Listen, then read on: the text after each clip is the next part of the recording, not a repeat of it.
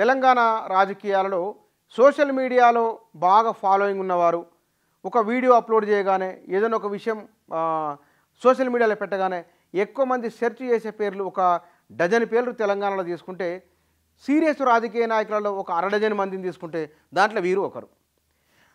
నేడు బీఆర్ఎస్లోకి ప్రవీణ్ కుమార్, పార్టీ అధినేత కేసీఆర్ సమక్షంలో చేరిక.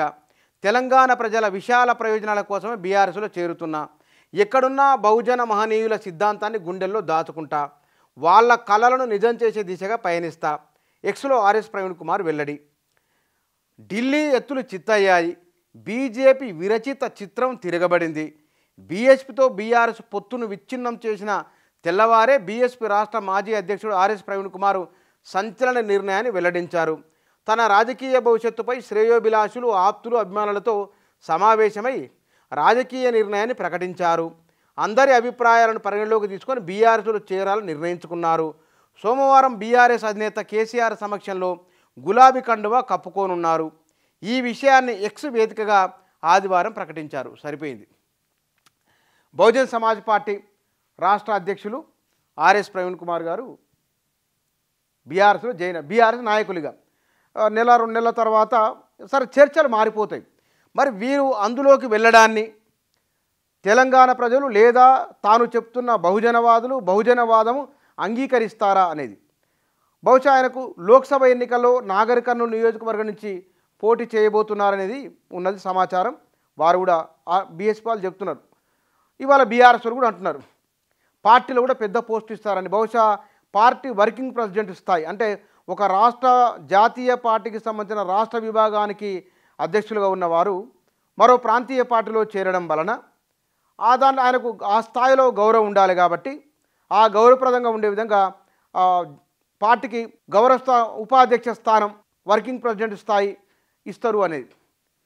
ఇక్కడ ఆర్ఎస్ ప్రవీణ్ కుమార్ చేరిక లోక్సభ ఎన్నికల్లో గెలిస్తే కనుక ఆయన నిర్ణయం సరైందేనని, నిజంగానే ఆయన మహనీయులు బహుజనవాదుల అంబేద్కరు, పూలే, కాంచీరాం ఆ సిద్ధాంతాన్ని మనసా వాచ అమలు చేస్తారని, వారి భావాన్ని సరైందేనని తెలంగాణ ప్రజలు బహుజనవాదులు బీసీలు, ఎస్సీలు, ఎస్టీలు, బహుజనవాదులు అందరూ కులాలకు అతీతంగా వారి నిర్ణయాన్ని సమ్మతించినట్లే.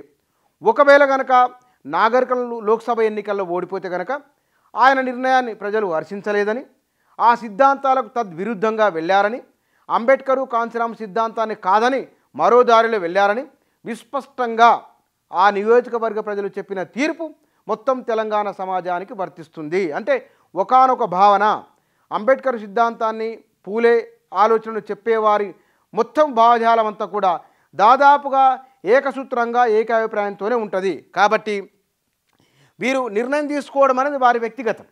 కానీ ఈ ఆర్ఎస్ ప్రవీణ్ కుమార్ తీసుకున్న ఈ నిర్ణయము అది బహుజనవాదంతో సిద్ధాంతంతో ఈ గడిచిన 1-2 ఏళ్ళుగా వారు మాట్లాడిన మాటలు, ఎన్నికల ముందు చేసిన విమర్శలు, రకరకాల అంశాలు ఇవన్నీ కూడా వాటికి సమాధానంగా ఏం చెప్పబోతున్నారు రాబోయే రోజులలో అనేది కూడా చూడాలి. అయితే బహుజన్ సమాజ్ పార్టీ నుంచి వారు బీఆర్ఎస్లోకి వెళ్తున్న సందర్భంలో వారు చెప్పిన నరేషన్ ఒక పార్టీని వదిలి మరో పార్టీలోకి వెళ్తున్నప్పుడు ఏ కారణం వెళ్తున్నామో మనం చెప్తున్న వివరణ విషయము ప్రజలు సమ్మతిస్తున్నారా లేదని 1-2 సార్లు ఆలోచన చేసుకుంటే ఎట్లా ఉండేదో తెలియదు. కానీ ఇప్పటికైతే వారు వెళ్ళిపోతున్నారు కాబట్టి ఎన్నికల్లో వచ్చే ఫలితమే ఆర్ఎస్పీ బీఆర్ఎస్లోకి వెళ్ళడం పట్ల ఆమోదమా కాదనేది తేలుతుంది.